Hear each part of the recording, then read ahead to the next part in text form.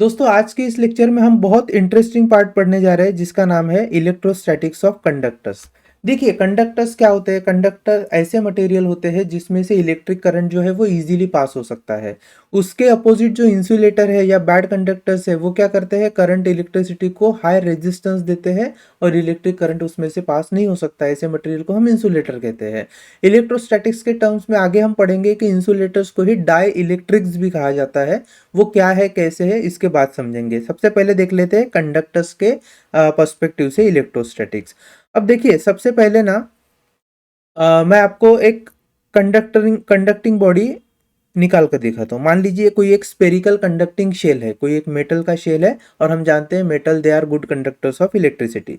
सो अगर इस तरीके से कोई मेटल का शेल है और इस पर मैं स्टैटिक चार्जेस की बात करूँ तो हमेशा याद रखना किसी भी कंडक्टर के केस में चार्जेस जो है वो उसके सरफेस पर रिसाइड होंगे।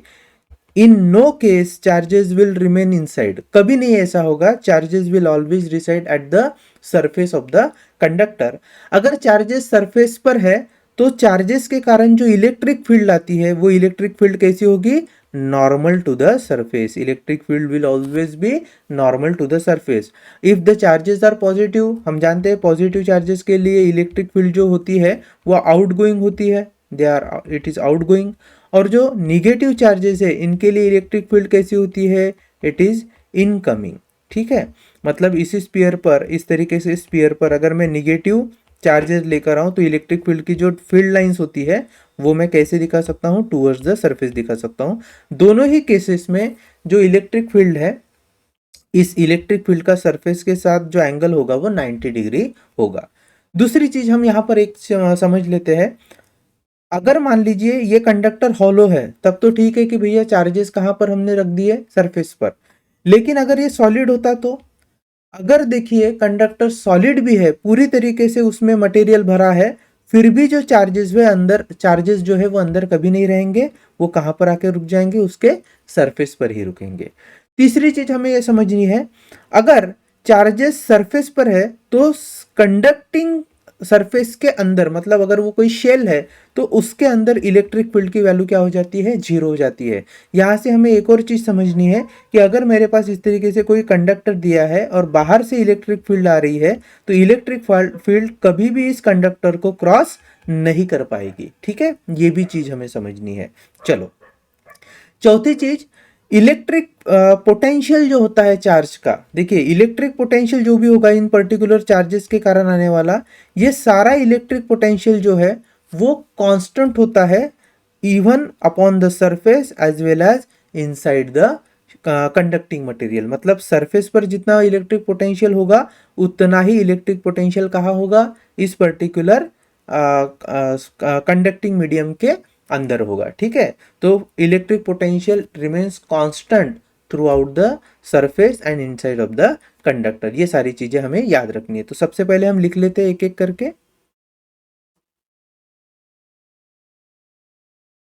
तो फर्स्ट हमने क्या कहा था, charges always always resides eight the surface of conductor, eight the surface of conductors. ठीक है, दूसरा,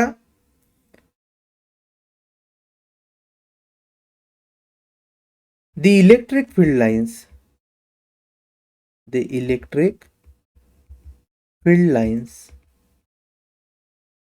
are always normal to the surface, normal to the surface of conductors।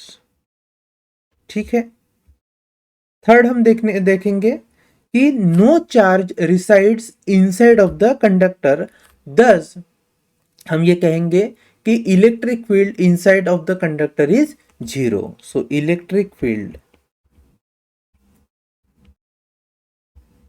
Inside of conducting body या फिर conductor is zero as electric field, as electric field cannot pass through cannot pass through conductors, ठीक है, electric field can not pass through conductors. और चौथा, the value of electric potential remains constant not only eight the surface but also inside of the conductor. तो the value of electric potential, या फिर हम कह लीजिए simply electric potential remains constant, electric potential remains constant throughout the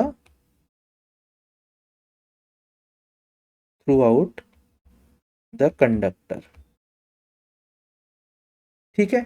अब देखिए, अगर मैं कहूं सरफेस पर, ये पर्टिकुलर मेरा जो स्पीयर है, ये वाला, ये जो स्पीयर है, इसके सरफेस को मैं बोलता हूं ए, तो हम कहेंगे potential at surface A is V A, ठीक है। और इनसाइड में मैं कोई भी पॉइंट लेता हूं जिसको मैं बोल रहा हूं बी, तो electric potential at point B is V B. ये जो फोर्थ पॉइंट है, फोर्थ पॉइंट क्या बोल रहा है, the value of electric potential remains constant throughout the conductor, मतलब V A will always be equal to V B, ठीक है। इसे हम प्रूव भी करके देख सकते हैं। कैसे कर सकते हैं, देखिए मैं आपको बताता हूं।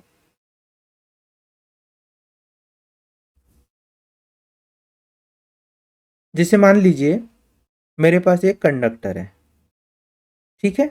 इस कंडक्टर पर हम थोड़ी देर के लिए इमेजिन कर लेते क्यू अमाउंट ऑफ कुछ चार्ज है, ठीक है। इस सरफेस पर मैं ए पॉइंट इमेजिन कर रहा हूं और वहां के पोटेंशियल को ले रहा हूं वी ए, ठीक है। अब हम क्या करेंगे, किसी एक पर्टिकुलर चार्ज को ए पॉइंट से मूव करेंगे अंदर बी पॉइंट तक। मान लीजिए ये बी पॉइंट है, तो चार्ज को कहां से कहां लाना है, चार्ज को लाना है ए से बी की तरफ। अब हम जानते हैं किसी भी चार्ज को ए से बी की तरफ अगर लाना हो तो वर्क डन करना पड़ेगा to bring that charge from A to B. This would be equal to the its change in potential. तो कितना होता है change in potential, change in potential होगा V B minus V A, V B minus V A multiplied by that particular charge. Now work done to bring that charge from A to B. अब ये जो work done है, ये work done हम किसके against करते हैं, कभी भी अगर इलेक्ट्रोस्टैटिक्स में वर्क डन करना है तो कोई अपोजिंग फोर्स चाहिए। अपोजिंग फोर्स कहां से मिलता है, इलेक्ट्रिक फील्ड के साथ। जब इलेक्ट्रिक फील्ड अपोज करेगी इस चार्ज के मूवमेंट को तभी तो वर्क डन होगा। और हमने थोड़ी देर पहले बोला था कि किसी भी कंडक्टर्स में जो इलेक्ट्रिक फील्ड होती है उसके इनसाइड वो क्या हो जाती है, जीरो हो जाती है। अगर इलेक्ट्रिक फील्ड जीरो है तो हम कह सकते हैं कि भैया यहाँ पे कोई भी वर्क डन पॉसिबल नहीं है। तो हम कहेंगे work done per unit charge which is VB minus VA, and if that work done is 0, so 0 is equal to VB minus VA. Therefore we can write VB is exactly equal to VA, and this proves that electrostatic potential at the surface as well as inside of the conductor always remains constant. VB is exactly equal to VA. ठीक है, याद रहेगा, ठीक है। चलो अब मैं आपको यहाँ पर एक छोटी सी चीज और समझा के देता हूं। मान लीजिए मेरे पास कोई एक कंडक्टिंग स्फीयर है, कंडक्टिंग स्फीयर है, और उस कंडक्टिंग स्फीयर पर क्यू चार्ज है। ये जो टोटल चार्ज है, यहाँ पर मैंने ऑलरेडी एक स्फीयर आपको ड्रॉ करके दिखाया है, ठीक है। तो इस तरीके से ये जो स्फीयर है, इस स्फीयर पर क्यू पॉजिटिव क्यू चार्ज है मान के चलते हैं। तो पॉजिटिव क्यू का चार्ज के कारण जो इलेक्ट्रिक फील्ड होगी वो आउटवर्ड डायरेक्शन में हम निकाल कर दिखा सकते हैं आपको, ठीक है। चलिए, तो यहां से जो टोटल इलेक्ट्रिक फील्ड है इस तरीके के कंडक्टर्स के कारण वो कितनी निकलती है, तो उसका जो फॉर्मूला आएगा वो आएगा electric field intensity which is given by K Q upon R square. R क्या होगा, जो आपका पर्टिकुलर डिस्टेंस है चार्ज का फ्रॉम इट सेंटर, है ना। तो इस केस में ये रेडियस हो गया मेरा आर। चलिए, के क्यू अपॉन आर स्क्वायर। अब के क्या होता है, वी नो के इज 1/4 पाई एप्सिलॉन नॉट। हम यहाँ पर लिख सकते हैं क्यू अपॉन आर स्क्वायर। इसको मैं थोड़ा रीअरेंज कर लेता हूँ। I am writing this as q upon 4 pi r square 1 epsilon naught. अब ये देखिए q upon 4 pi r square क्या है, सरफेस चार्ज डेंसिटी, स्फीयर का सरफेस, उससे हमने किसको डिवाइड कर लिया है, चार्ज को डिवाइड कर लिया है, ये हो गया सरफेस चार्ज डेंसिटी। तो हम कह सकते हैं कि हमारी जो इलेक्ट्रिक फील्ड इंटेंसिटी है this is equal to sigma upon epsilon, ठीक है। चलो, ये सारी बेसिक सी चीजें थी जो हमें इलेक्ट्रोस्टैटिक्स ऑफ कंडक्टर के बारे में पता होनी चाहिए थी। इससे रिलेटेड क्वेश्चन सीईटी में पूछे जाते हैं, ठीक है, तो हमें प्रिपेयर रहना है। चलिए आगे हम पढ़ेंगे इलेक्ट्रोस्टैटिक शील्डिंग क्या होता है।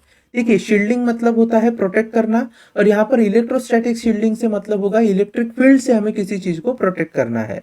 अब इसके लिए जो बेसिक प्रिंसिपल है वो क्या है समझते हैं। उससे पहले हम क्या कर लेंगे, एक छोटा सा पीवाईक्यू है जो इलेक्ट्रोस्टैटिक्स ऑफ कंडक्टर पर बेस्ड है, उसे देख लेते हैं।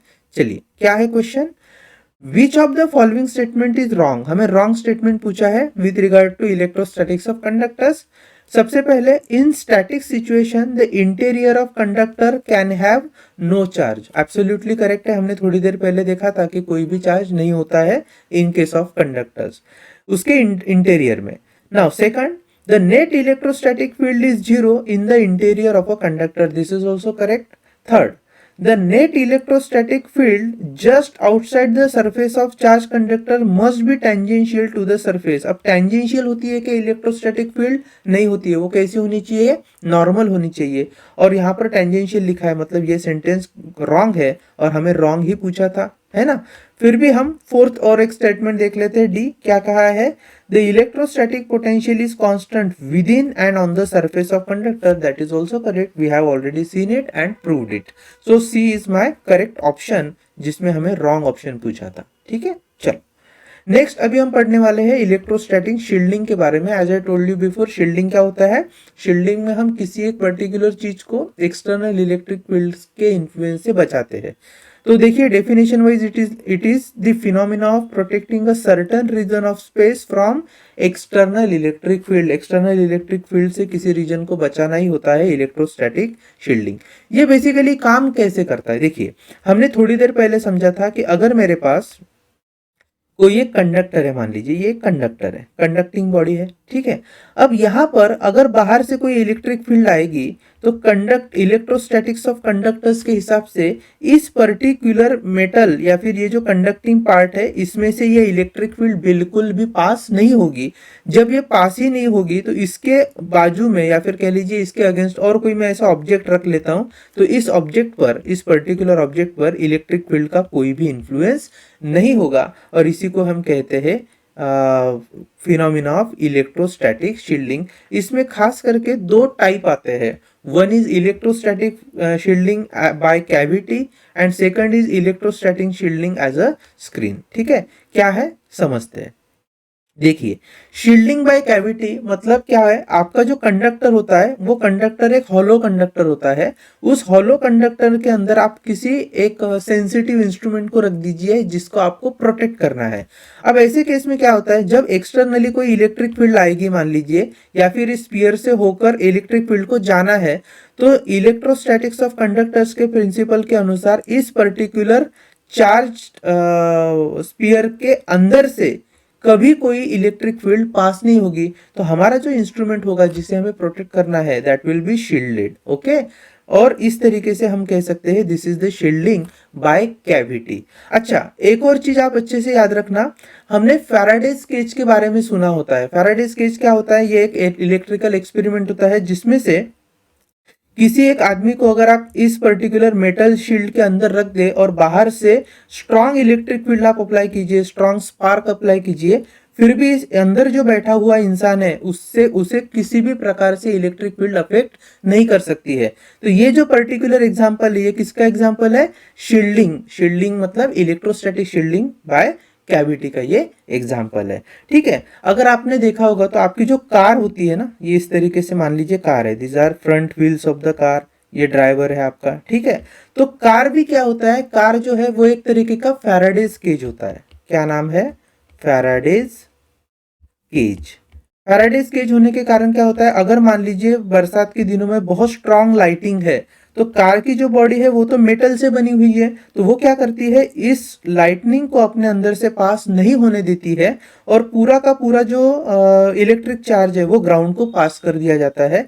तो अंदर, कार के अंदर जो भी आपके ऑक्यूपेंट्स बैठे हैं they are very very safe, they are very very safe. ठीक है, तो याद रखिएगा, अगर आप किसी लाइटनिंग एनवायरनमेंट में चले गए, स्टॉर्म्स आ रहे हैं, काफी तेज लाइटनिंग हो रही है, तो कार से बाहर निकलकर कहीं जाने की जरूरत नहीं है, कार में आप पूरी तरीके से क्या है, सेफ है।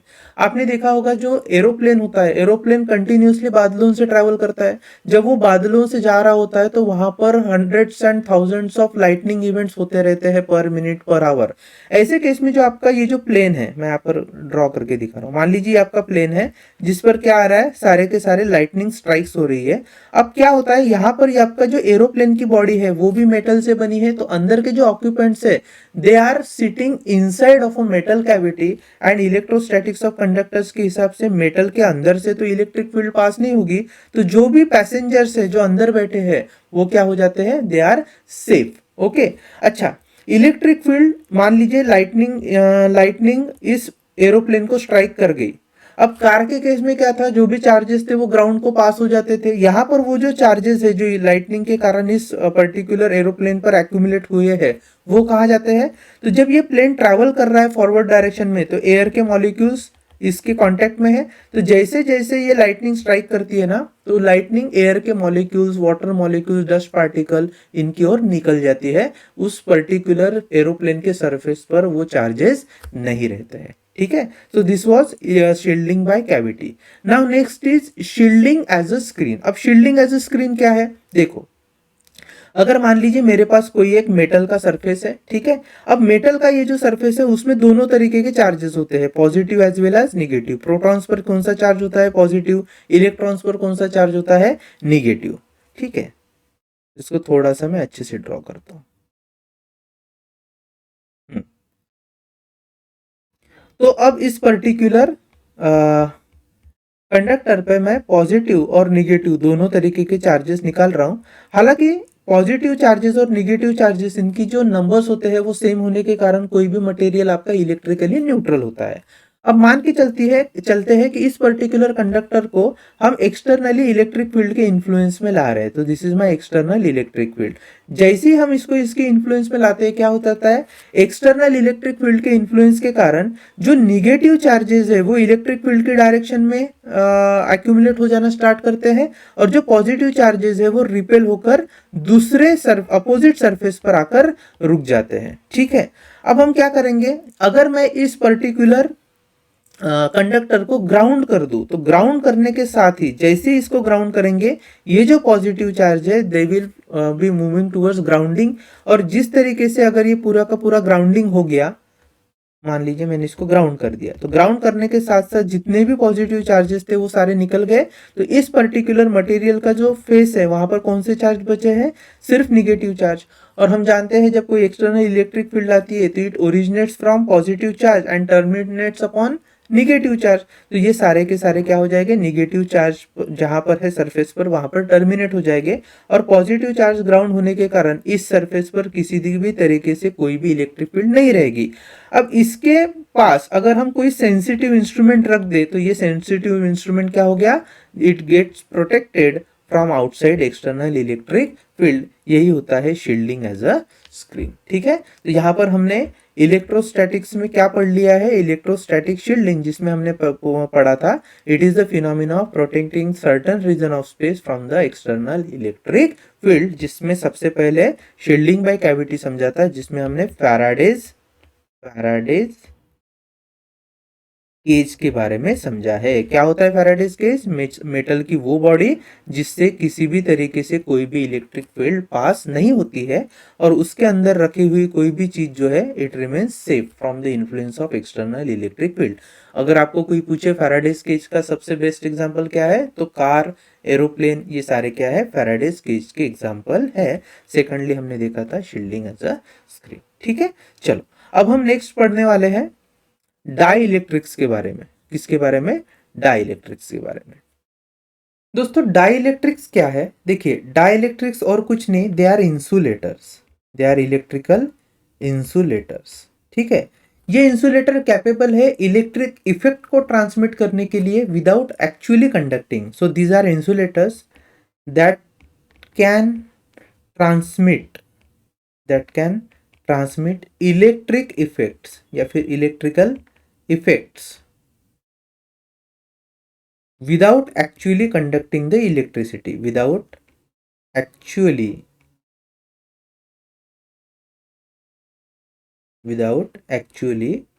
Conducting it. ठीक है, तो इलेक्ट्रिसिटी को कंडक्ट तो नहीं करेंगे, लेकिन इलेक्ट्रिकल इफेक्ट्स को जरूर ट्रांसमिट करेंगे। अब ये क्या है इलेक्ट्रिकल इफेक्ट्स वगैरह, आगे आने वाले स्लाइड्स में हम समझेंगे। अभी बस इतना याद रखिए कि इंसुलेटर्स, इन्हीं को ही हम डाइइलेक्ट्रिक्स भी कहते हैं।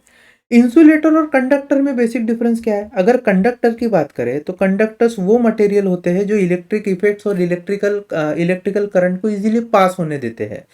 किसी भी एटम के स्ट्रक्चर में देखिए क्या होता है, एक होता है न्यूक्लियस, न्यूक्लियस के अंदर आपके आते हैं प्रोटॉन्स एंड न्यूट्रॉन्स, और उसके इर्द गिर्द घूम रहे होते हैं इलेक्ट्रॉन्स। उसके इर्द गिर्द क्या है, इलेक्ट्रॉन्स ऑर्बिट कर रहे हैं। अब पहले ऑर्बिट में मान लीजिए 2 इलेक्ट्रॉन्स है, दूसरे ऑर्बिट में मान लीजिए 8 इलेक्ट्रॉन्स है, तो ये एक तरीके से स्टेबल ऑर्बिट हो गया है कि नहीं? This is a stable orbit, this is a stable orbit. अब इसके आगे और अगर मान लीजिए एक और ऑर्बिट है जिसमें इलेक्ट्रॉन रोटेट हो रहे हैं और उसमें मैं 2 इलेक्ट्रॉन काउंट कर रहा हूं। अब ये जो एक्सटर्नल ऑर्बिट के इलेक्ट्रॉन है, they are also revolving about the nucleus, but they are less stable. दूसरी चीज, ये जो इलेक्ट्रॉन्स होते हैं they are closely bound to the nucleus, क्योंकि न्यूक्लियस पर पॉजिटिव चार्ज है, इलेक्ट्रॉन्स पर नेगेटिव चार्ज है, तो उनके बीच में फोर्स ऑफ अट्रैक्शन होगा। आउटर मोस्ट शेल में भी जो इलेक्ट्रॉन्स है उनमें भी निगेटिव चार्जेस होने के कारण they are also having force of attraction with the nucleus, but उनके बीच का जो डिस्टेंस है between the nucleus and the external orbit के electrons, it is quite larger. That's why they have relatively weak force of attraction between them as compare to the electrons in the inner orbit. Okay, अब होता क्या है, अगर मान लीजिए बाहर से मैं इन इलेक्ट्रॉन को कुछ एनर्जी प्रोवाइड कर दूं, तो जैसे ही एनर्जी इस इलेक्ट्रॉन पर आएगी they will get excited, this excitation will make them more unstable, and that's why when they absorb energy they can move to again external orbit, मतलब और दूर के ऑर्बिट में वो रिवॉल्व करना चालू करेंगे। फिर अगर उनको एनर्जी मिलती है तो हो सकता है कि ऑर्बिट को छोड़ के कहीं दूसरे स्पेस में भी घूमना स्टार्ट कर देंगे। तो ये जो इलेक्ट्रॉन है which are loosely bound to the nucleus, these electrons are called as free electrons. इन्हें कहा गया, क्या कहा जाता है? Free electrons. और ये जो फ्री इलेक्ट्रॉन्स है इनके नंबर्स कंडक्टर्स के केस में ज्यादा होते हैं, इसलिए कंडक्टर्स इलेक्ट्रिसिटी को इजीली फ्लो कर पाता है। इन फ्री इलेक्ट्रॉन्स के अलावा जो इलेक्ट्रॉन्स इनर ऑर्बिट में है which are closely bound to the nucleus, इन्हें कहा जाता है बाउंड चार्जेस। इन्हें क्या कहा जाता है? बाउंड चार्जेस, जिसमें प्रोटॉन और इलेक्ट्रॉन एक दूसरे के साथ बाइंडिंग में, क्लोज बाइंडिंग में एक दूसरे के साथ एग्जिस्ट करते हैं। अगर इंसुलेटर की बात करी जाए तो इंसुलेटर में दे do not have free electrons, यहां पर अब्सेंट होते हैं। कौन होते हैं absent? absence of free electron. Here free electrons are absent. So these particular insulators, they are constituted by bound charges. इनके पास क्या होते हैं? bound charges. So bound charges are present. याद रहेगी बात? ठीक है। अब किसी भी इंसुलेटर को इंसुलेटर या किसी भी कंडक्टर को कंडक्टर बनाने वाली चीजें होती है, उनमें कितने number of free electrons present है? फ्री इलेक्ट्रॉन्स प्रेजेंट है तो कंडक्टर, नहीं प्रेजेंट है तो इंसुलेटर। इन्हीं इंसुलेटर को हमने क्या कहा है? डाइलेक्ट्रिक्स। क्या कहा है? डाइलेक्ट्रिक्स। और ये इलेक्ट्रिकल इफेक्ट्स को ट्रांसमिट करते हैं विदाउट एक्चुअली कंडक्टिंग इट। इतना ठीक है? इतना समझ में आ रहा है? चलिए थोड़ा सा आगे बढ़ते हैं। डाइलेक्ट्रिक्स को हम यूज क्यों करते हैं? तो देखिए, हम आपने कभी नाम सुना होगा कैपेसिटर्स या कंडक्टर्स। आपके घर में जो फैन लगी होती है, फैन के ऊपर मोटर होती है फैन में, तो मोटर के ऊपर ना आपने ऐसा एक व्हाइट कलर का कैपेसिटर देखा होगा, जो ऐसा सिलिंड्रिकल पार्ट होता है, चाहे कूलर की मोटर हो या फैन की मोटर हो। तो ये जो व्हाइट कलर का सिलिंड्रिकल पार्ट है ना, ये कैपेसिटर कहलाता है। ये क्या होता है? कैपेसिटर होता है। तो कैपेसिटर के अंदर हम डाइलेक्ट्रिक्स को यूज करते हैं दो कारणों से। एक, कैपेसिटर का कैपेसिटेंस बढ़ाने के लिए। कैपेसिटेंस क्या है? किसी भी कैपेसिटर का काम होता है चार्ज को स्टोर करना, तो जितना ज्यादा चार्ज वो स्टोर करेगा, हम कहते हैं कि उसका कैपेसिटेंस ज्यादा बढ़ते जाएगा। तो कैपेसिटर का कैपेसिटेंस बढ़ाने के लिए भी डाइलेक्ट्रिक का यूज होता है। और दूसरा, जब किसी कैपेसिटर में हम डाइलेक्ट्रिक को इंसर्ट करते हैं तो वो मैकेनिकल स्ट्रेंथ भी प्रोवाइड करता है कैपेसिटर को। ठीक है, तो एक तरीके से ये एडवांटेजेस हो गए डाइलेक्ट्रिक का। पहला यूज या एडवांटेज क्या कह सकते हैं हम लोग? पहला यूज या एडवांटेज क्या है? It increases the capacitance, it increases the capacitance. तो ये कैपेसिटेंस बढ़ाता है, किसका? कैपेसिटर का। और दूसरा एडवांटेज क्या है? It provides mechanical strength, it provides mechanical strength to the capacitor.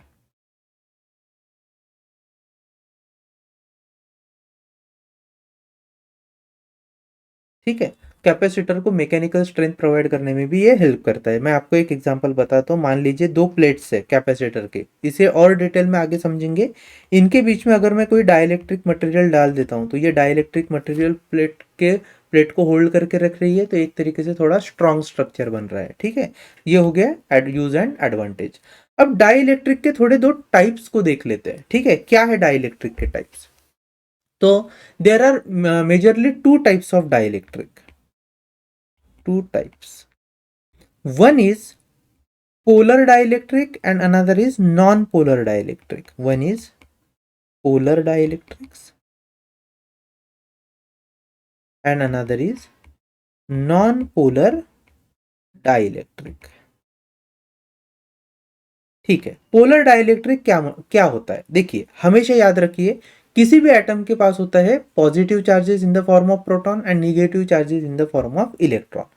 अगर किसी मॉलिक्यूल में ये हो कि पॉजिटिव चार्जेस का सेंटर ऑफ मास, मतलब कह लीजिए प्रोटॉन्स का सेंटर ऑफ मास और इलेक्ट्रॉन का सेंटर ऑफ मास ऐसे दो अलग अलग हिस्सों में बटे हैं, मतलब एक तरफ पॉजिटिव चार्जेस का सेंटर ऑफ मास और दूसरी तरफ निगेटिव चार्जेस का सेंटर ऑफ मास, ऐसा अगर हुआ तो इस मटेरियल, मतलब इस मॉलिक्यूल से बने हुए मटेरियल को हम कहते हैं पोलर डाइलेक्ट्रिक मटेरियल। मैं आपको एक एग्जांपल दे रहा हूं, H2O, हमारा वाटर मॉलिक्यूल।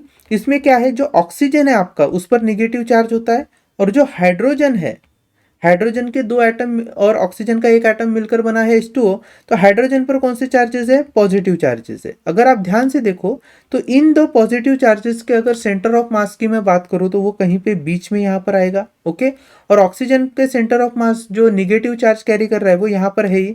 तो निगेटिव और पॉजिटिव चार्ज के बीच में क्या है? सेपरेशन है।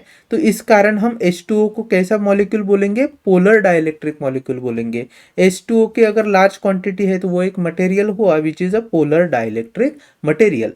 तो हम ये कह सकते हैं कि पोलर डाइलेक्ट्रिक मटेरियल में मॉलिक्यूल लेवल पर एक डाइपोल एग्जिस्ट करता है। डाइपोल क्या है?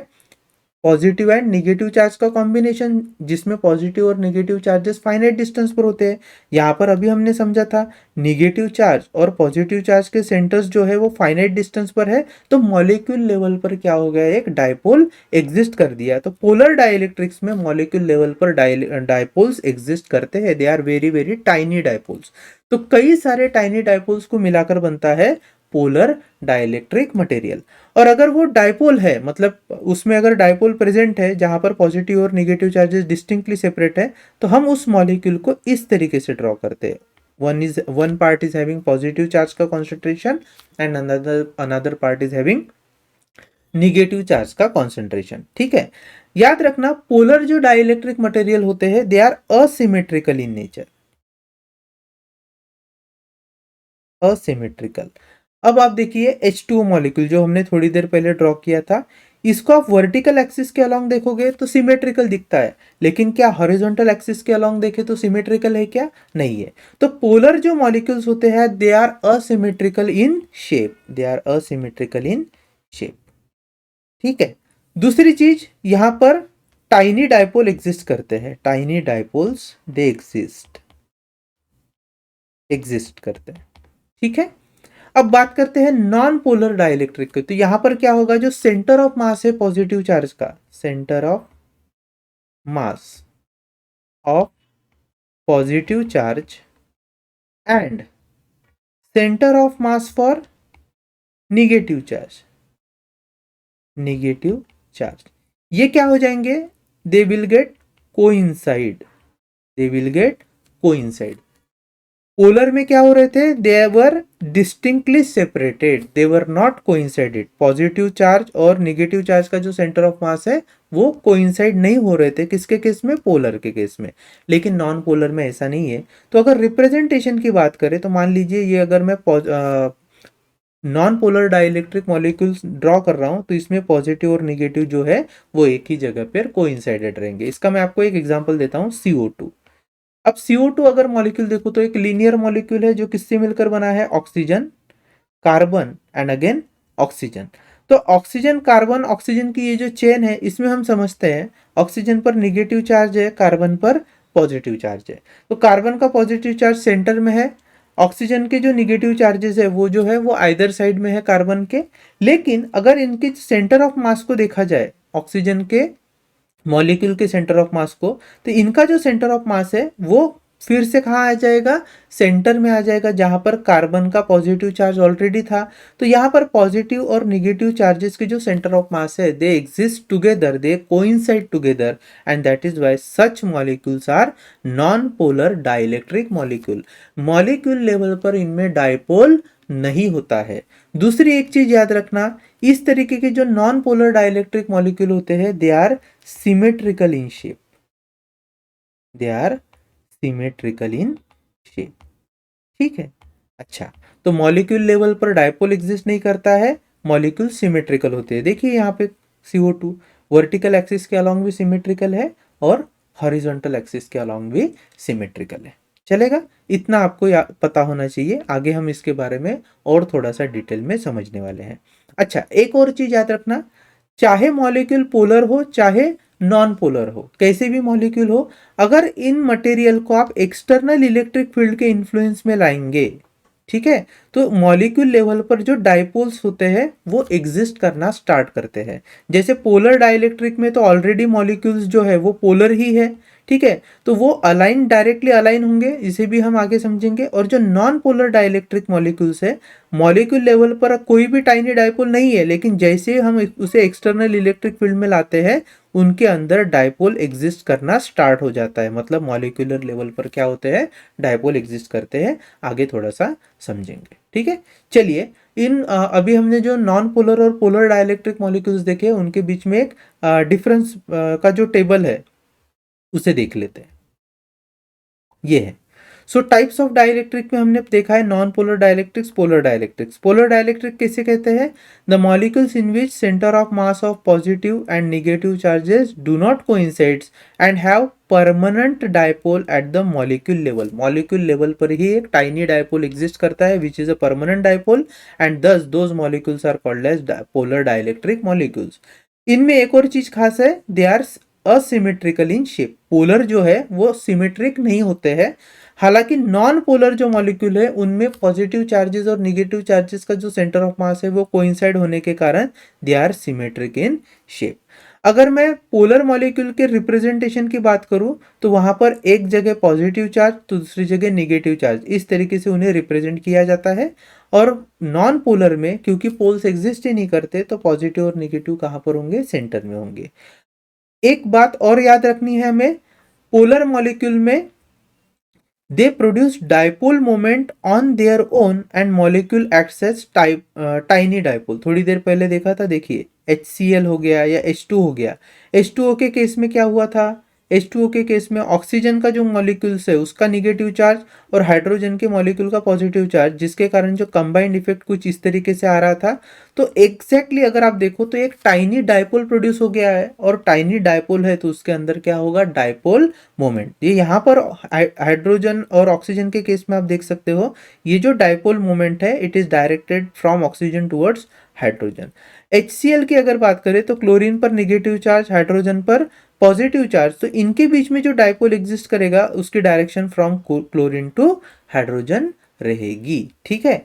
इसी के एग्जैक्टली अपोजिट अगर आप नॉन पोलर मॉलिक्यूल को देखोगे तो इनके बीच में किसी भी तरीके का परमानेंट डाइपोल नहीं होगा, लेकिन अगर आप एक्सटर्नल इलेक्ट्रिक फील्ड में नॉन पोलर डाइलेक्ट्रिक मटेरियल को रखोगे तो इनके बीच में भी क्या हो जाएगा, पोलराइजेशन स्टार्ट होगा, जिसे हम आगे समझने वाले हैं। फिलहाल याद रखना कि जो नॉन पोलर डाइलेक्ट्रिक होते हैं they do not have permanent dipole. Example के तौर पर oxygen, nitrogen, then methane, hydrogen and carbon dioxide, ये सब जो गैसेस है they are an example of non polar dielectric. Polar का एग्जाम्पल क्या है, HCl, H2O, NH3, ठीक है, ये सारे एग्जाम्पल है।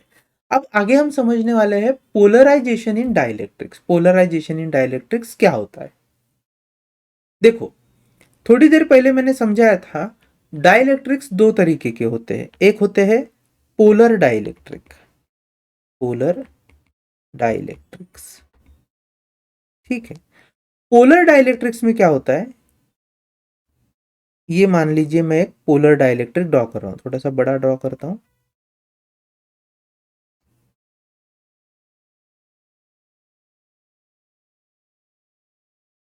ठीक है।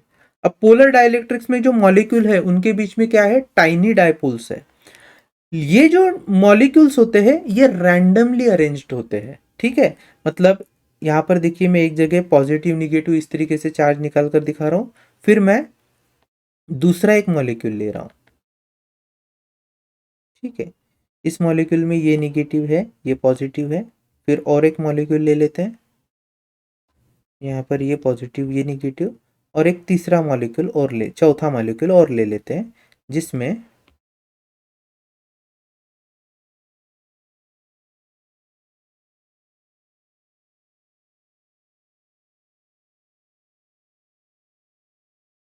ठीक है। अब मान लीजिए चार मैंने मॉलिक्यूल कंसिडर कर लिए, अब इनके इंडिविजुअल डायपोल की ओर देखिए, ये हो गया पहले का dipole, this would be second molecule का dipole, this would be thirds and this would be fourths. तो इंडिविजुअल लेवल पर जो डायपोल्स है वो रैंडमली अरेंज होने के कारण उनके जो डायपोल मोमेंट है वो एक दूसरे को कैंसिल कर देते हैं। जैसे इस मॉलिक्यूल के डायपोल मोमेंट को कौन कैंसिल करेगा, ये नेक्स्ट मॉलिक्यूल, इसके डायपोल मोमेंट को इस वाले मॉलिक्यूल का डायपोल मोमेंट कैंसिल कर देगा। तो ओवरऑल अगर देखा जाए तो भले ही मॉलिक्यूल जो है वो पोलर डाइलेक्ट्रिक मॉलिक्यूल्स है, मतलब मटेरियल पोलर डाइलेक्ट्रिक मटेरियल है, लेकिन इनिशियली इनके बीच में जो नेट डायपोल मोमेंट होता है वो क्या होता है, जीरो होता है। सारे इंडिविजुअल डायपोल्स जो है वो एक दूसरे को कैंसिल कर रहे हैं, इंडिविजुअल डायपोल मोमेंट्स को कैंसिल किया जा रहा है, तो नेट इंटरनल डायपोल मोमेंट जो है वो क्या है, जीरो है। इसी के अगेंस्ट अगर मैं नॉन पोलर डाइलेक्ट्रिक की बात करूं, non polar die electric,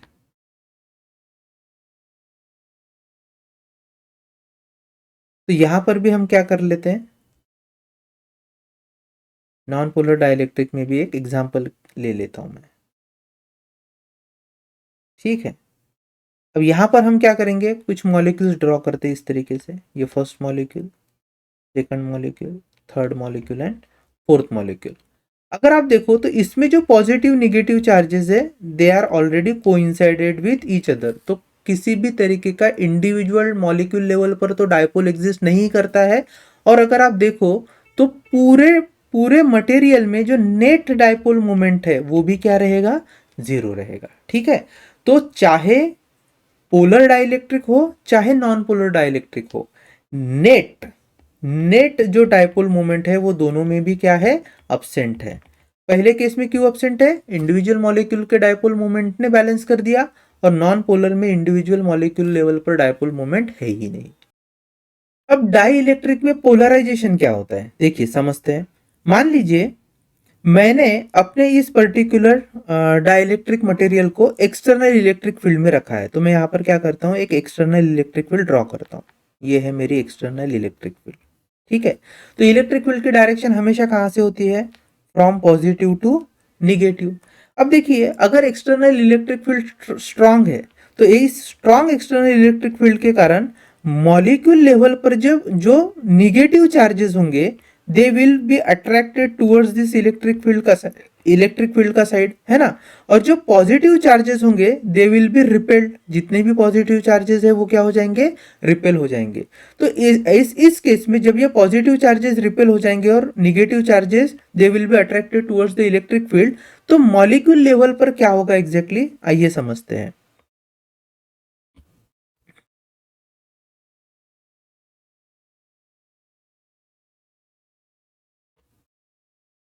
molecule level पर जो निगेटिव चार्जेस है वो अलाइन हो जाएंगे towards the direction of electric field. देखिए ये निगेटिव चार्ज और ये पॉजिटिव चार्ज, तो पहले मॉलिक्यूल का जो निगेटिव चार्ज है वो अलाइन हो गया टुवर्ड्स द इलेक्ट्रिक फील्ड, ये जो इलेक्ट्रिक फील्ड आ रही थी उस तरफ।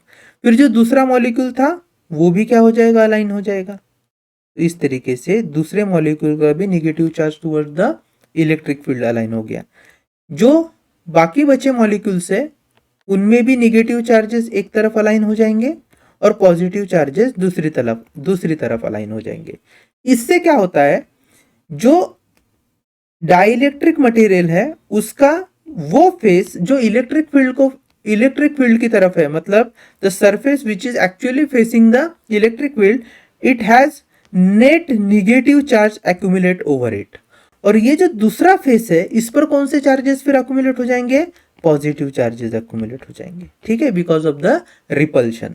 तो हम ये कह सकते हैं कि as soon as the external electric field is applied to the dielectric material, उसमें क्या हो जाता है, उसमें भी खास करके पोलर डाइलेक्ट्रिक में, बिकॉज टाइनी जो मॉलिक्यूल्स थे जिसमें डाइलेक्ट्रिक डाइपोल मोमेंट एग्जिस्ट कर रहा था, उनके सारे निगेटिव चार्ज एक तरफ और पॉजिटिव चार्जेस अपोजिट साइड की तरफ अलाइन हो गए, जिसका नेट इफेक्ट ये हुआ कि जो सरफेस इलेक्ट्रिक फील्ड की तरफ है वहां पर सारे के सारे निगेटिव चार्जेस एक्यूमुलेट होने निगेटिव चार्जेस आ गए, और जो फेस अपोजिट है इलेक्ट्रिक फील्ड के डायरेक्शन को, वो क्या हो गया, इलेक्ट्रिक फील्ड को वो क्या हो गया, उसमें नेट पॉजिटिव चार्ज डेवलप हो चुका है। एक्चुअली चार्जेस मूव नहीं हुए लेकिन उनका इफेक्ट आ गया है, तो net negative charge facing the electric field and positive charge away from the electric field. Okay, इतना समझ में आ गया। तो हम ये कह सकते हैं कि ये जो सरफेस है निगेटिवली चार्ज है, ये सरफेस है पॉजिटिवली चार्ज है। तो यहाँ पर हम चाहे तो सरफेस चार्ज डेंसिटी कैलकुलेट कर सकते हैं, which would be sigma P. Sigma P क्या है, पोलराइजेशन के कारण जिस सरफेस पर निगेटिव चार्ज एक्यूमुलेट हुआ है या फिर जिस सरफेस पर पॉजिटिव चार्ज एक्यूमुलेट हुआ है, that charge upon surface area, this is your surface charge density. तो हम ये कह सकते हैं कि जब मटेरियल एक्सटर्नल इलेक्ट्रिक फील्ड में आया तो क्या हुआ, मॉलिक्यूल्स अलाइन होने के कारण net negative and positive charges surface पर डेवलप हो गए।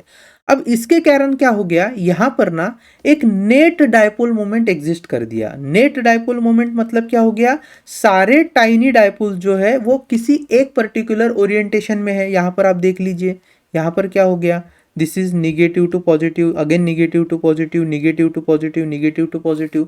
तो यहां पर कैंसिल नहीं कर रहे dipole moments, they have aligned each other and thus net dipole moment starts to exit. इसके अंदर क्या हो गया, नेट डायपोल मोमेंट एग्जिस्ट हो गया which is not equal to zero. अब इसकी कुछ ना कुछ क्या है, वैल्यू है। अर्लियर केस में नेट डायपोल मोमेंट क्या था, जीरो था, ठीक है।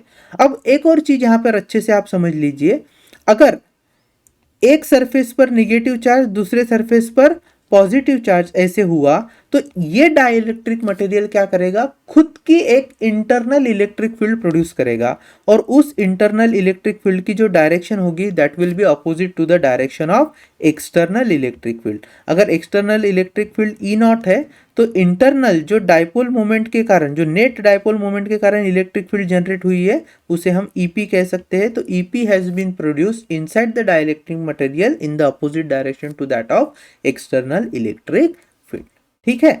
चलिए, अब अगर आपसे कोई पूछे कि if E not is external electric field which is travelling in a particular direction, और जो पोलराइजेशन के कारण इलेक्ट्रिक फील्ड फॉर्म हुई है, दिस पोलराइजेशन के कारण जो इलेक्ट्रिक फील्ड फॉर्म हुई है उसकी डायरेक्शन और एक्सटर्नल इलेक्ट्रिक फील्ड की डायरेक्शन अपोजिट है। अब होता क्या है, ये जो एक्सटर्नल इलेक्ट्रिक फील्ड है इसके मान लीजिए मैग्नीट्यूड है 10। सो मैं लिख रहा हूं एक्सटर्नल या outside electric field has got 10 का मैग्नीट्यूड। तो इनसाइड जो इलेक्ट्रिक फील्ड होती है because of the polarisation of the dielectric molecule, इसकी जो वैल्यू होती है that will be always lesser than the external electric field. तो नेट जो इलेक्ट्रिक फील्ड है जो इसमें से पास होगी, अगर मान लीजिए एक्सटर्नल 10 यूनिट है और पोलराइजेशन के कारण जो इलेक्ट्रिक फील्ड फॉर्म हुई है उसका मैग्नीट्यूड है 6 यूनिट, ठीक है। तो नेट कितनी पास होगी, net electric field passing through that particular polarised material would be E naught minus EP. That would be my net electric field passing through the dielectric material. अब आते हैं non polar dielectric की तरफ। पहले तो polar में क्या समझा था हमने कि इंडिविजुअल मॉलिक्यूल लेवल पर डायपोल एग्जिस्ट कर रहे थे, लेकिन वो रैंडमली अरेंज थे। रैंडमली अरेंज होने के कारण molecule two molecule dipole moment cancel हो रहे थे और नेट डायपोल जो है वो नेट डायपोल मोमेंट जीरो था। जैसे ही हमने उनको एक्सटर्नल इलेक्ट्रिक फील्ड के इन्फ्लुएंस में ला लिया, सारे के सारे मॉलिक्यूल्स क्या हो गए, अलाइन होने लगे, and because of their alignment जो सारे इंडिविजुअल डायपोल मोमेंट्स है, because of its alignment net dipole moment इसके अंदर प्रोड्यूस हो गया। नेट डायपोल मोमेंट प्रोड्यूस होने के साथ साथ जो सरफेस इलेक्ट्रिक फील्ड को फेस कर रहा है उस पर नेट निगेटिव चार्ज है, जो सरफेस इलेक्ट्रिक फील्ड के डायरेक्शन में जा रहा है उसमें पॉजिटिव चार्जेस है। तो net negative and net positive charges के कारण यहाँ पर क्या हो गया, एक इंटरनल इलेक्ट्रिक फील्ड फॉर्म हो गया। ये जो इंटरनल इलेक्ट्रिक फील्ड फॉर्म हुआ है it is due to polarisation, तो हम कहेंगे electric field due to polarisation is present in the direction opposite to external electric field. अब अगर आपसे कोई पूछे कि एक्सटर्नल इलेक्ट्रिक फील्ड का मैग्नीट्यूड और इंटरनल इलेक्ट्रिक फील्ड के मैग्नीट्यूड की बात की जाए तो इंटरनल इलेक्ट्रिक फील्ड का जो मैग्नीट्यूड होगा it will always be lesser than that of external electric field. Then net electric field passing inside the inside the dielectric material will be given by external electric field minus electric field due to polarization. Now in case of non-polar dielectric, what happens if suppose this same material is subjected to the external electric field. अब external electric field E not है, क्या होता है molecular level की अगर हम बात करें तो जो पहले पॉजिटिव और निगेटिव चार्जेस कोइंसाइड कर रहे थे, now they are experiencing force. कौन सा फोर्स, ये जो एक्सटर्नल इलेक्ट्रिक फील्ड आ रही है it is coming from positive source, और इस मॉलिक्यूल के अंदर जो निगेटिव चार्जेस है they feel attracted towards this positive side of the electric field, और जो पॉजिटिव चार्जेस है मॉलिक्यूल के दे will be repelled on other side. तो इसके कारण क्या होता है, जो मॉलिक्यूल पहले कैसा था, कोइंसाइडिंग पोजीशन में था पॉजिटिव और नेगेटिव चार्जेस के सेंटर ऑफ मास के कारण, अब वो थोड़ा सा उनके चार्जेस को सेपरेशन में लेकर आता है। मतलब negative charges they will be attracted towards electric field और positive charges will be repelled. Similarly इस मॉलिक्यूल के केस में भी होगा, यहाँ पर पहले क्या होता था, पॉजिटिव चार्ज निगेटिव चार्ज साथ में थे, लेकिन अब ऐसे नहीं होगा, negative charge will be attracted towards external electric field.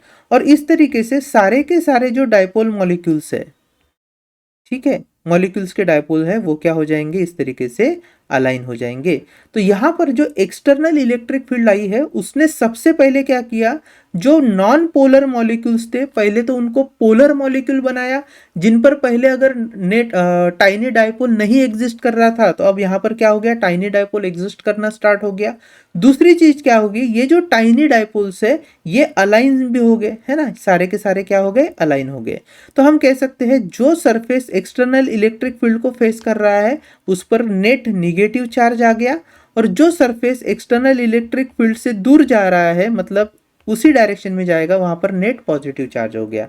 तो हम कह सकते हैं कि पोलराइजेशन के कारण यहाँ पे जो सरफेस चार्ज डेंसिटी है डाइलेक्ट्रिक मटेरियल पर वो निगेटिव चार्ज के कारण है, और जो दूसरा सरफेस है वहां पर surface charge density positive charges के कारण है। ठीक है, जितना स्ट्रांग पोलराइजेशन होगा वो उतना ही आपको क्या मिलते जाएगा, सरफेस चार्ज डेंसिटी मिलते जाएगा। किस पर मिलेगा, उस डाइलेक्ट्रिक के सरफेस पर मिलेगा। ठीक है, तो यहां पर भी देखिए इनिशियली जो नेट डायपोल मोमेंट था वो जीरो था, क्योंकि मॉलिक्यूल लेवल पर तो कोई टाइनी डायपोल था ही नहीं।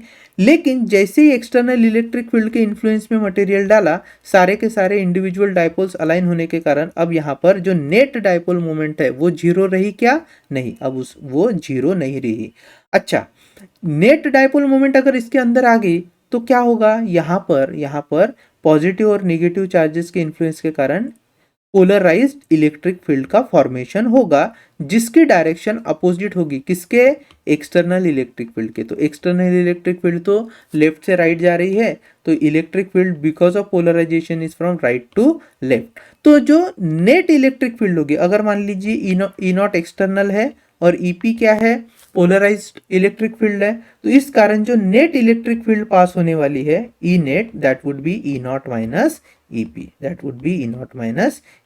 ये हमें ध्यान रखना है। और ईपी की वैल्यू ई नॉट से क्या होती है, थोड़ी कम होती है। ठीक है, ये सारी चीजें आई होप कि समझ में आ गई होगी। नॉन पोलर डाइलेक्ट्रिक के केस में हमने सबसे पहले ये समझा था कि इंडिविजुअल मॉलिक्यूल्स के पॉजिटिव और नेगेटिव चार्जेस के जो सेंटर ऑफ मास है कोइंसाइड होते हैं, उसमें टाइनी डायपोल एग्जिस्ट नहीं करता। लेकिन जैसे ही उन्हें एक्सटर्नल इलेक्ट्रिक फील्ड के अंदर रखा जाएगा तो एक्सटर्नल इलेक्ट्रिक फील्ड सबसे पहले पोलर मॉलिक्यूल को क्या बनाती है, सबसे पहले नॉन पोलर मॉलिक्यूल को क्या बनाती है, पोलर, और पोलर बनाने के बाद में उनके डायपोल्स को अलाइन कर देती है। और एक बार डायपोल्स पूरे के पूरे अलाइन हो गए तो नेट डायपोल मोमेंट उसमें प्रेजेंट होता है। Because of this net dipole moment there is a formation of internal electric field due to polarization, जिसे हमने ईपी लिखा है। The direction of EP is opposite to external electric field, thus net electric field passing through the dielectric medium is given by E not minus EP. ठीक है, सो dielectrics जो है उनमें polarisation के बाद नेट डायपोल मोमेंट आता है और एक्सटर्नली इलेक्ट्रिक फील्ड को अपोज किया जाता है। ठीक है, इतना याद रहेगा। याद रखना, मटेरियल की इलेक्ट्रिक परमिटिविटी जितना हाई होगा उतना ही स्ट्रॉन्ग अपोजिशन होगा। मटेरियल की इलेक्ट्रिक परमिटिविटी एप्सिलॉन जितना हाई होगा डाइलेक्ट्रिक मटेरियल का, उतना ही क्या होगा, स्ट्रॉन्ग अपोजिशन होगा। किसे, एक्सटर्नल इलेक्ट्रिक फील्ड को। यहां पर अब हम एक और चीज समझ सकते हैं, जो हमारा कंडक्टिंग मटेरियल था, जैसे कंडक्टर थोड़ी देर पहले देखा था, और वहां पर मैंने क्या बोला था, कंडक्टर के केस में एक्सटर्नल इलेक्ट्रिक फील्ड जो है वो कंडक्टर से पास नहीं होती है। तो इसका मतलब ये हुआ कि कंडक्टर में जो फ्री इलेक्ट्रॉन्स थे ना, फ्री इलेक्ट्रॉन्स इतने स्ट्रांगली अरेंज हो जाते हैं, इसमें इतने स्ट्रांगली अरेंज हो जाते हैं, तो हम कह सकते हैं यहाँ पर पोलराइजेशन बहुत स्ट्रांग होता है। Because of the strong polarisation, ये जो इंटरनली आपका जो पोलराइजेशन के कारण इलेक्ट्रिक फील्ड प्रोड्यूस हुई है, इसका मैग्नीट्यूड और एक्सटर्नल इलेक्ट्रिक फील्ड का मैग्नीट्यूड सेम हो जाएगा। जब ये सेम हो जाएगा तो नेट इलेक्ट्रिक फील्ड जो पास होने वाली है that will be zero because E not is exactly equal to EP, and thus no electric field passes inside the conductor. Conductor से इलेक्ट्रिक फील्ड पास नहीं हो सकती है because of the very strong polarization. Conductor के लिए जो permittivity की value होती है ना, इट इज इनफाइनाइट। ठीक है, permittivity for conductor is infinite, thus conductors do not allow the passage of external electric field which we have already seen in the electrostatics of conductor. चलेगा, अब हम next बढ़ते हैं। तो हमने डिफरेंशिएट देख लिया, अब क्या करेंगे, हम एमएचसीईटी के क्वेश्चन सॉल्व करेंगे। अब देखिए, एमएचसीईटी के क्वेश्चन में कुछ कॉन्सेप्ट्स है जो मैं क्वेश्चन के साथ साथ आपको एक्सप्लेन कर दूंगा। सबसे पहले पहला क्वेश्चन क्या दिया है हमें, विच one of the following molecule is a non polar molecule. कौन सा मॉलिक्यूल है जो नॉन पोलर है। देखिए, H2 is polar, HCl is polar, CO2 polar है क्या, नहीं है, CO2 is not a polar, so it is a non polar molecule, है ना। जहां पर O तो O पर निगेटिव चार्ज, C पर पॉजिटिव चार्ज, O का जो दोनों ऑक्सीजन मॉलिक्यूल है उनके पॉजिटिव चार्ज भी सेंटर पर कोइंसाइड हो रहे थे। So answer is CO2। Next question क्या बोला है, विच one of the following relation represent the electric polarisation. तो मैंने कहा था जितना स्ट्रॉन्ग पोलराइजेशन होगा उतना स्ट्रॉन्ग आपको क्या मिलेगा, सरफेस चार्ज डेंसिटी मिलेगा डाई इलेक्ट्रिक मटेरियल पर। याद है आपको, ये देखिए सरफेस चार्ज डेंसिटी है ना, डाइलेक्ट्रिक मटेरियल के सरफेस पर जो नेट चार्ज डेवलप होता था वहां पर सरफेस चार्ज डेंसिटी मिलता था। जितना स्ट्रांग पोलराइजेशन होगा, जितना ज्यादा एक्सटर्नली इलेक्ट्रिक फील्ड स्ट्रांग होगा उतना ज्यादा पोलराइजेशन होगा, and because of that polarisation आपको सरफेस चार्ज डेंसिटी भी मिलेगी। वही यहाँ पर पूछा है कि which one of the following relation represent the electric polarisation in case epsilon not is the permittivity of free space and sigma P is the charge density of polarisation. तो याद रखना ये जो रिलेशन है P is equal to sigma P, this is your correct relation. ठीक है, दूसरी और एक चीज मैं आपको बता देता हूं, किसी भी मटेरियल में जब पोलराइजेशन होता है तो ये जो पोलराइजेशन है, इस पोलराइजेशन को हम लिखते हैं net dipole, net dipole moment, net dipole moment upon volume of material, net dipole moment upon volume of material. और दूसरी चीज याद रखना, ये जो पोलराइजेशन है, this polarisation is directly proportional to the external electric field. जितनी स्ट्रॉन्ग एक्सटर्नल इलेक्ट्रिक फील्ड होगी उतना स्ट्रॉन्ग पोलराइजेशन होगा। यहां पर अगर मैं साइन ऑफ प्रोपोर्शनलिटी को हटाऊं तो हम लिख सकते हैं पोलराइजेशन इज इक्वल टू काय, इसको बोलते हैं काय, electrical susceptibility of the material multiplied by external electric field. देखिए इलेक्ट्रिकल ससेप्टिबिलिटी इस चीज को हम आगे और अच्छे से समझेंगे। फिलहाल इतना याद रखिए, इलेक्ट्रिकल ससेप्टिबिलिटी इलेक्ट्रिकल प्रॉपर्टीज से एसोसिएटेड है। यहां पर ये जो डाइपोल मोमेंट है, ये dipole moment is equal to electrical susceptibility multiplied by external electric field. This is the relationship for polarisation and external electric field. यहां हम और एक चीज बोल सकते हैं, अगर अगर ससेप्टेबिलिटी हाई है, अगर ससेप्टेबिलिटी हाई है तो पोलराइजेशन भी हाई होगा, और अगर ससेप्टेबिलिटी लो है तो पोलराइजेशन भी क्या होगा, लो होगा। ठीक है, आई होप कि इतनी बातें आपको समझ में आ गई होगी। चलिए नेक्स्ट क्वेश्चन देखते हैं क्या पूछा है। Choose the correct relationship between polarisation P and electrical susceptibility of dielectric material. तो अभी हमने देखा था जो इलेक्ट्रिकल ससेप्टिबिलिटी और पोलराइजेशन है उसका जो रिलेशन है वो ये है, P is equal to X E upon E. ठीक है, ई यहाँ पर क्या है, external electric field, X is electrical susceptibility. ठीक है, चलिए नेक्स्ट क्वेश्चन देखते हैं। नेक्स्ट क्वेश्चन में हमें दो स्टेटमेंट दिए हैं। फर्स्ट स्टेटमेंट क्या बोल रहे हैं, in polar dielectric molecule the centre of mass of proton does not coincide with the centre of mass of electron, which is the correct statement. Polar में क्या होते हैं, वो कोइंसाइड नहीं होते हैं। स्टेटमेंट 2 की अगर बात करें तो polar dielectric molecule acts as a tiny electric dipole. तो पोलर डाइलेक्ट्रिक में हर मॉलिक्यूल पर एक टाइनी डाइपोल मोमेंट एग्जिस्ट करता है, so this statement is also correct. अब हमें क्या पूछा है, चार ऑप्शन दिए हैं। Statement 1 is true but statement 2 is wrong, तो ये गलत हो जाएगा because statement 2 is also true. Statement 1 is wrong but statement 2 is true, ये भी गलत है क्योंकि दोनों ही स्टेटमेंट करेक्ट है। Both statement 1 and statement 2 are correct, this is our correct option D. तो क्या लिखा है, both statement 1 and 2 are wrong, ये रॉन्ग है। हमारा जो सी ऑप्शन है that is your correct option. ठीक है, चलिए आगे बढ़ते हैं।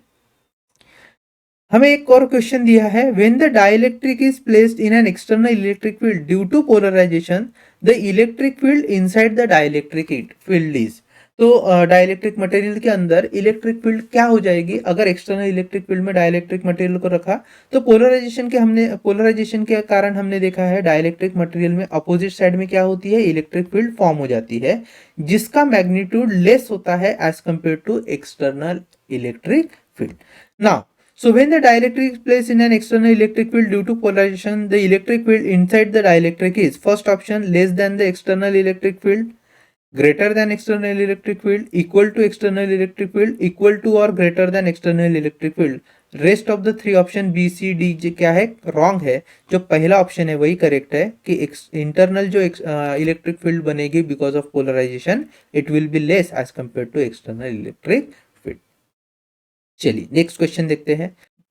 Select the wrong statement about polar molecule. तो ये हमारा पोलर मॉलिक्यूल है जिसमें पॉजिटिव और नेगेटिव चार्ज के जो सेंटर ऑफ मास है वो अलग अलग है। फर्स्ट ऑप्शन क्या बोला है, a molecule in which centre of mass of positive charges does not coincide with the centre of mass of negative charge. तो ये ऑप्शन तो करेक्ट है भैया, पॉजिटिव और नेगेटिव चार्जेस के जो सेंटर ऑफ मासेस होते हैं they are not coinciding. Second, they have permanent dipole. हाँ, उनमें परमानेंट डाइपोल होता है from negative to positive. So अगर ये निगेटिव टू पॉजिटिव तो इनमें क्या हो जाएगा, एक परमानेंट डाइपोल एग्जिस्ट करता है, tiny permanent molecule, permanent dipole at the molecule. They act as tiny electric dipole, ये भी सही है। And they have symmetrical shape. तो हमने देखा था असिमेट्रिकल शेप होता है पोलर मॉलिक्यूल का, ठीक है, असिमेट्रिकल शेप। तो ऑप्शन डी जो है वो आपका रॉन्ग है, तो आपको ऑप्शन डी मार्क करना है। ठीक है, चलिए तो इस तरीके से हमने क्या क्या समझ लिया था इलेक्ट्रोस्टैटिक्स ऑफ कंडक्टर। बाद में हमने समझा था कि आपके डाइलेक्ट्रिक्स क्या होते हैं, उनमें पोलराइजेशन क्या है, इलेक्ट्रोस्टैटिक शील्डिंग के बारे में समझा है, और कई सारे तरीके के हमने जो क्वेश्चन है प्रीवियस ईयर्स क्वेश्चन उन्हें भी यहाँ पर देख लिया है। ठीक है, चलिए मिलते हैं अब नेक्स्ट वीडियो में।